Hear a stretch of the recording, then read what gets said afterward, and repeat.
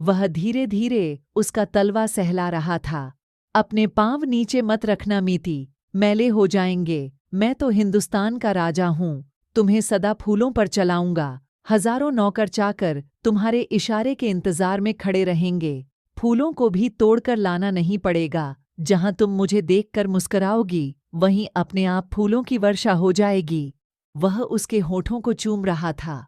हाँ मेरे प्यारे चंदन, मैं तुम्हारे राज्य की अकेली महारानी। बस कुछ ही महीने, लाल नीले पीले रंग के वलइयों का ऊपर नीचे होता नर्तन। दोनों एक दूसरे का हाथ थामे आकाश में उड़ चले थे। बादलों के पार जहां परियां नाच रही थीं, मधुर संगीत बज रहा था। हौले हौले सुबह हुई, पंछी जागे।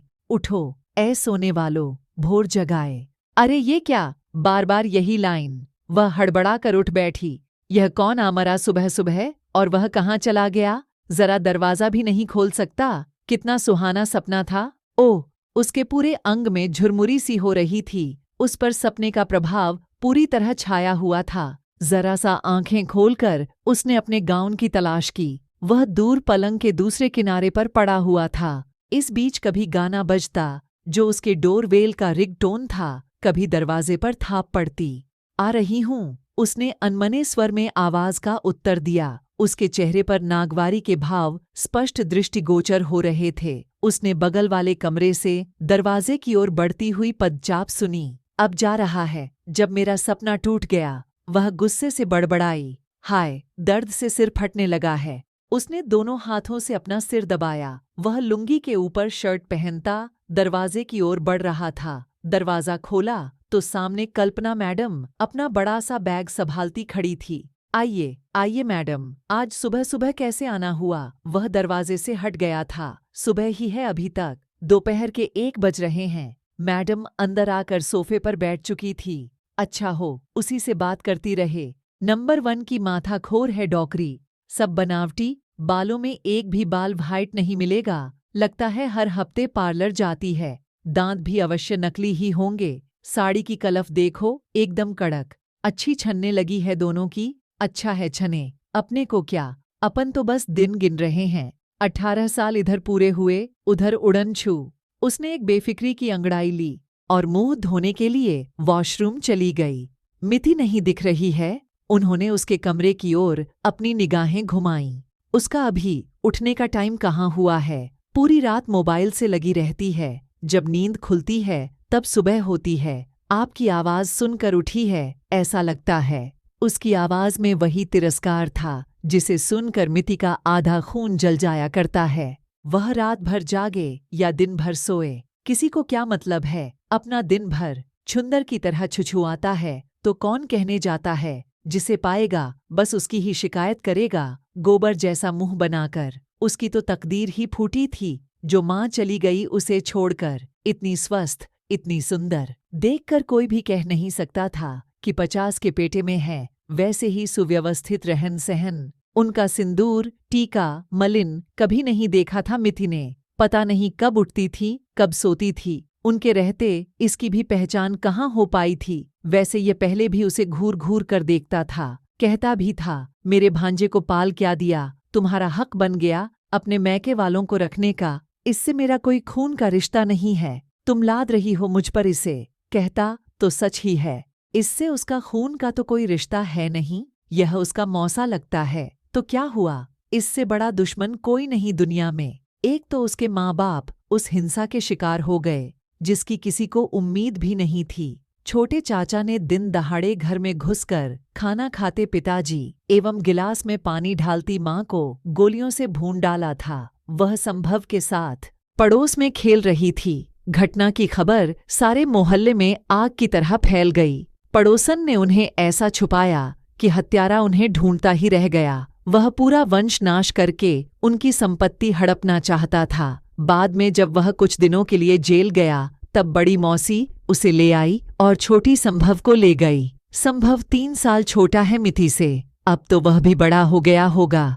छोटी मौसी उसे अपने साथ जापान ले गईं। आज तक दोबारा भाई बहन एक दूसरे से नहीं मिल सके, शायद इस डर से भी कि कहीं दुश्मन उसकी जान के पीछे न पड़ जाए। छोटी मौसी न स्वयं कभी देश लौटीं, न संभव को ही भेजा। वह अपने माता पिता के अंतिम दर्शन भी नहीं कर पाई थी। बहुत दिन तक तो लगता था सब झूठ कह रहे हैं, वे हैं इस दुनिया में, लेकिन कब तक सच से आंखें मूंदे रहा जा सकता था। अरे कहाँ हो भई मिठी बिटिया, जल्दी से इधर आ जाओ, मैं तुम्हारी पसंद के दही बड़े बनाकर लाई हूँ। यह पहले पहले उसे ही मिली थी आनंद मेले में। उसने अपनी सहेलियों के साथ पॉपकॉर्न का स्टाइल लगाया था। वह मेले में किसी संस्था के बच्चों को लेकर आई थी। माँ के न रहने की बात जानकर एकदम से चिपक ही गई। आज तक कुंगारी घूम रही है, लगता है अभी तक इसकी तलाश जारी है अपने जीवन साथी की। ठाकुर साहब करती रहती है, देख ही रही है,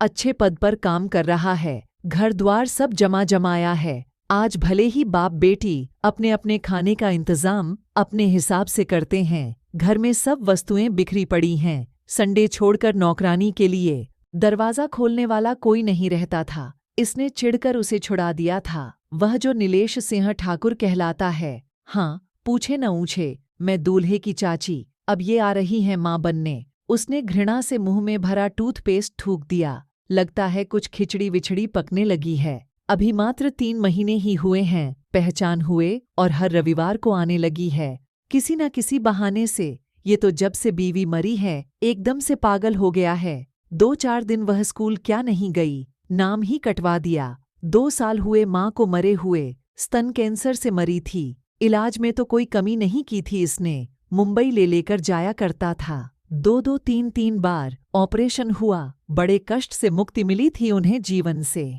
वह अपने दुख में ऐसा डूबा कि भूल ही गया मिति को। यूं कहें कि उसने उसे अपनी जिम्मेदारी समझा ही कब था, बस पल रही थी कुत्ते बिल्ली की तरह। माँ ही पेरेंट्स मीटिंग में जाती, रिपोर्ट कार्ड साइन करती, ट्यूशन छोड़ने जाती, स्कूल के लिए तैयार करती। यह तो अक्सर लड़ा करता था, मेरे भांजे ने तेरे ही कारण घर छोड़ा है। तू यदि उसे माँ का प्यार देती तो क्या कारण था कि शादी होते ही एकदम बेगाना हो गया। वह रोती थी, बस मेरी यही गलती है कि मैंने बांझ होने के बाद भी माँ बनने की कोशिश की। अपनी ननद के बेटे को माँ बनकर पाला। जब वह बीमारी से हार गई, मनस के पापा अपने को संभाल नहीं सके।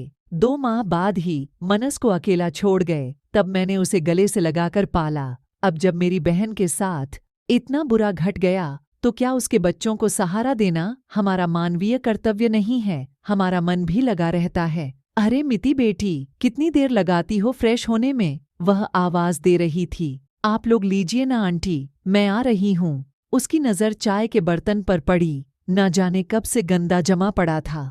अपने रहे होते तो धो धा कर बना लेते। अब ये देखेगी तो अच्छा नहीं लगेगा। लोगों को न जाने कितना शौक होता है दूसरों के जीवन में झांकने का। कैसे मांझू? माँ ने तो कभी कुछ करने ही नहीं दिया। बीमार रहती थी, फिर भी उसे खेलने कूदने पढ़ने लिखने का बराबर अवसर दिया करती थी। तू पढ़ लिख ले, जो कुछ सीखना हो सीख ले, घर के काम तो जीवन भर करने हैं, वो सब तो मैं तुझे 1 महीने में सिखा दूंगी। चली गई माँ। अब तो उसकी मिति के समान बुरा कोई रह ही नहीं गया संसार में। उसकी आंखें भर आईं अपने पुराने दिन याद करके। अरे तुम चाय के बर्तन मांझ लाई? वह किचन तक आ गई थी। उसके हाथ में पेपर प्लेट थी जिसमें उसने दही बड़े रखे हुए थे।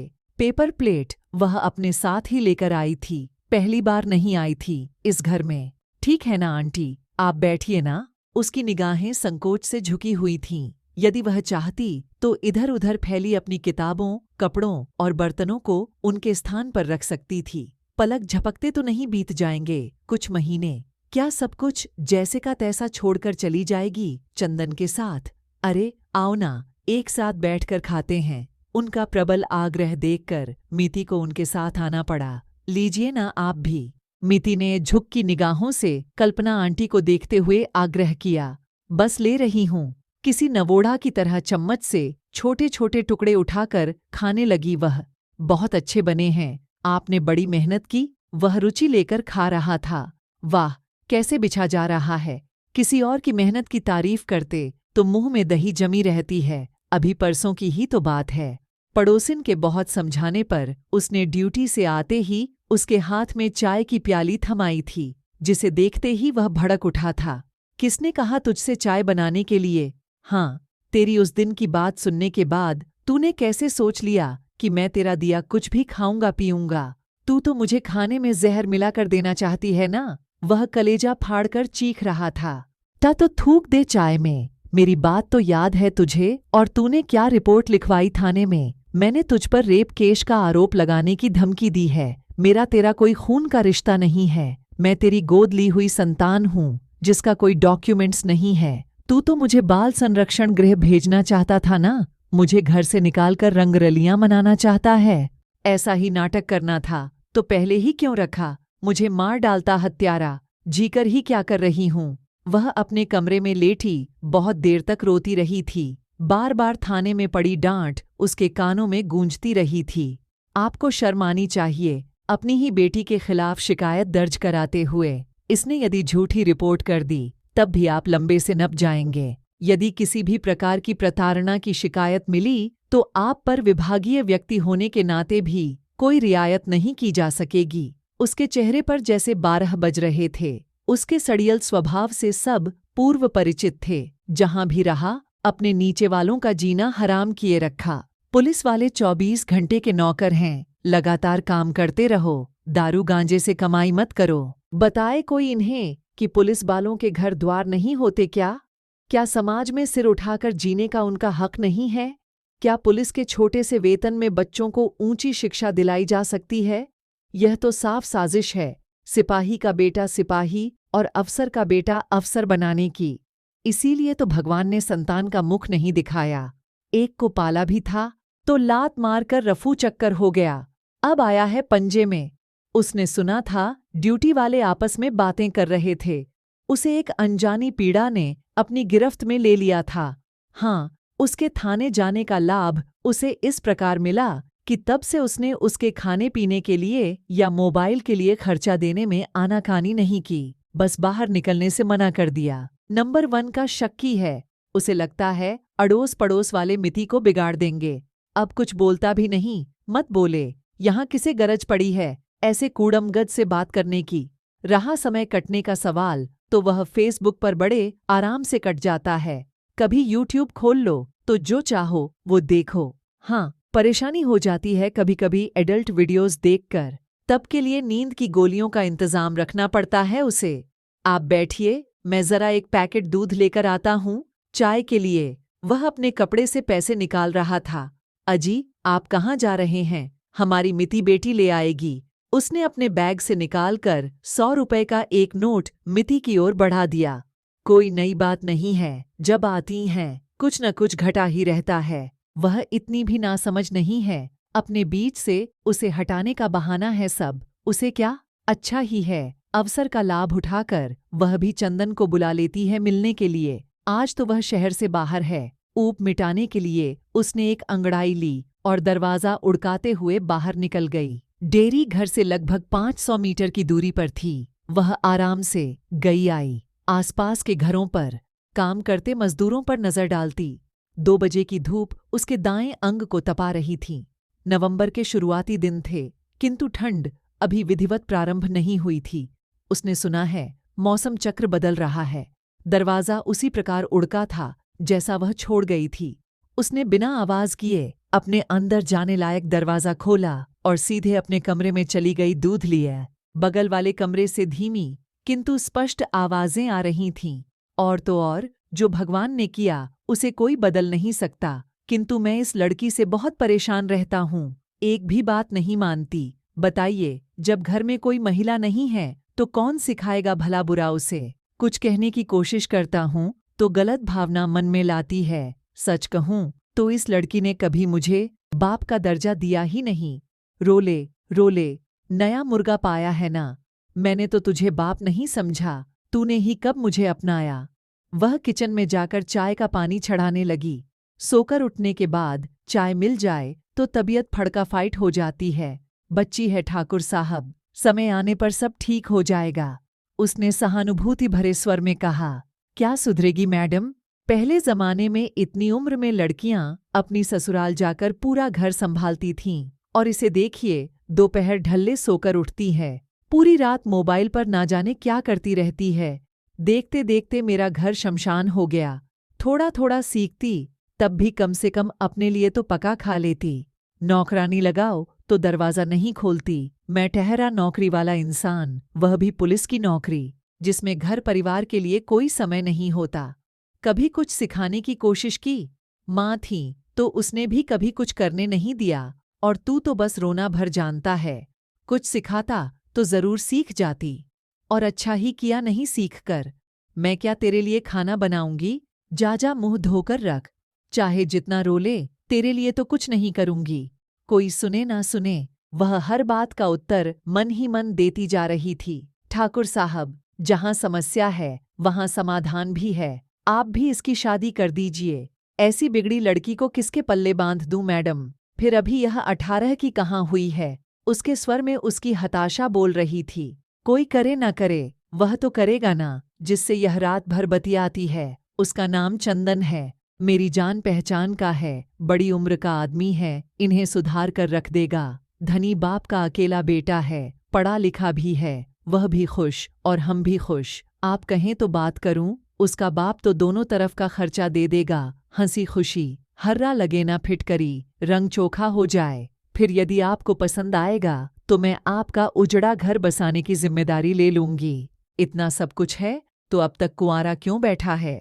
कुंवारा कहाँ है? पहले 2 शादियां हो चुकी हैं। जिसके भाग्य में सुख नहीं होता उसकी मति मारी जाती है। दोनों भाग गईं इसका घर छोड़कर, और कुछ नहीं, जरा बातें ज्यादा करता है। बड़ी ऊंची ऊंची, कभी ताजमहल खरीदने की बात करेगा, कभी लाल किला। मिटी जाए, भोगे अपने भाग्य का सुख। वहां ना किसी काम की कोई फिक्र रहेगी, ना जिम्मेदारी। सब काम के लिए अलग अलग नौकर लगे हैं। मुझे तो लगता है हमारी मिति के लिए सब प्रकार से उचित है। ना हो तो अभी सगाई करके छोड़ दीजिए, कुछ माह बाद जब 18 की हो जाएगी तब शादी कर देंगे। मुझे तो बस आपकी ही चिंता लगी रहती है। मैडम की आवाज अत्यंत मधुर थी, बड़ी प्यारी लगी थी मिति को। वह उसके चंदन से उसका विवाह करा रही थी। कोई लाख बुराई करे, चंदन तो उसकी हर अदा का दीवाना है। इतना सुंदर, शिक्षित और कमाऊ है वह। जब तक साथ रहता है लगातार उसकी प्रशंसा करता रहता है। चंदन से मिलाने के लिए वह फेसबुक की सदा आभारी रहेगी। रही बात शादी की, तो पैसे वालों की 2 क्या 4 भी हो सकती है। वैसे भी आजकल लड़कियों में हस्बैंड चेंज करने का ट्रेंड है। वे छोड़कर नहीं गईं, उन्होंने मिति का रास्ता साफ किया। वह तो मिति के सारे दर्द की दवा है। शादी के बाद उसका अपना संसार होगा, जहां की वह मालकिन होगी। वह सब कुछ सीखेगी। इनका उसे सजा देने का सपना कभी पूरा नहीं होगा। बड़ी उम्र का आदमी है, जिसकी 2 औरतें भाग चुकी हैं। वह मेनिया का शिकार है। बहुत अच्छा रिश्ता ढूंढा है मैडम मेरी बेटी के लिए। क्या मेरे पास उसकी शादी के लिए पैसे नहीं हैं? क्या वह मेरे ऊपर भार है? अब मेहरबानी करके यहाँ से तशरीफ ले जाइए, वरना मैं आपकी सारी चिंता झाड़ दूंगा। उस अधेड़ उम्र के पागल से अपनी बेटी ब्याहने से अच्छा तो मैं उसे किसी कुएं में धकेल दूंगा। जाइए, दफा हो जाइए। उसकी चिल्लाहट से पूरा घर झन्ना उठा। उसकी तेज आवाज में धीरे धीरे एक कंपन शामिल होते अनुभव किया मिति ने। हाय चंदन, पागल है? कितना बड़ा धोखा हुआ उसके साथ। सोच लीजिए अच्छी प्रकार से, आपकी बददिमाग बेटी के लिए इतना अच्छा रिश्ता फिर नहीं मिलेगा। फिर आपके साथ इस उम्र में कौन घर बसाने आएगा? वह इस अप्रत्याशित व्यवहार से सकते में आ गई थी। अरे भाड़ में जाए ये रिश्ता और चूल्हे में जाओ तुम। जल्दी भागती हो या उठाऊं पुलिसिया जूता? वह बल भर चीखा। दुम दबाकर भाग रही थी वह।